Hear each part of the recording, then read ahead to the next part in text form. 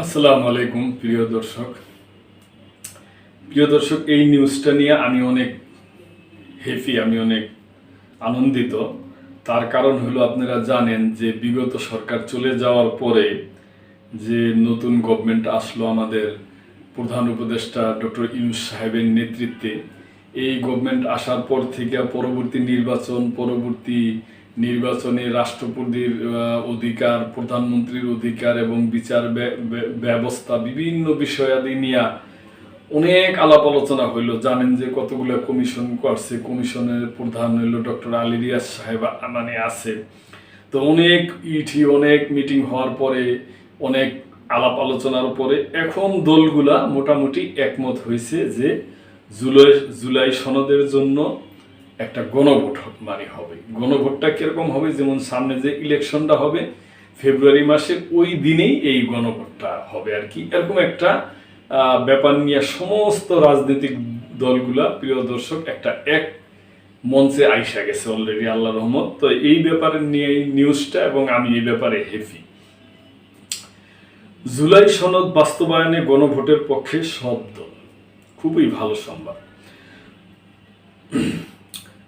আজ রোববার রাজধানীর ফরেন সার্ভিস একাডেমিতে জুলাই সনদ বাস্তবায়ন পদ্ধতি নিয়ে রাজনৈতিক দলগুলোর সঙ্গে জাতীয় ঐক্যমত্য কমিশনের ৪র্থ দিনের আলোচনা শেষে তিনি সাংবাদিকদের একথা জানান। অধ্যাপক আলী রিয়াজ বলেন, আজকে জুলাই সনদ বাস্তবায়নের বিষয়ে উল্লেখযোগ্য অগ্রগতি হয়েছে। রাজনৈতিক দলগুলোর মধ্যে এক ধরনের ঐক্যমত প্রতিষ্ঠিত হয়েছে। জনগণের সম্মতি অর্জনের জন্য গণভোটের বিষয়ে রাজনৈতিক দলগুলো একমত হয়েছে। তিনি বলেন, দলীয় অবস্থান থেকে সরে এসে রাজনৈতিক দলগুলো একটি জায়গায় আসার জন্য সচেষ্ট হয়েছে।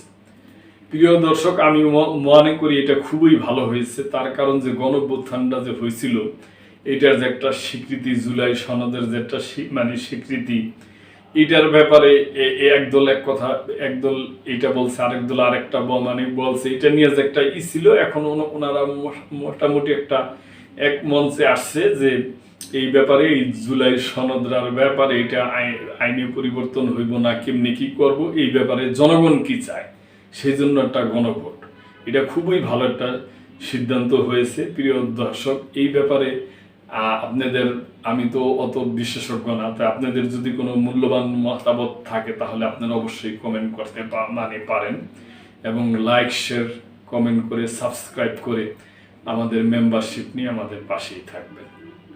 আল্লাহ হাফেজ।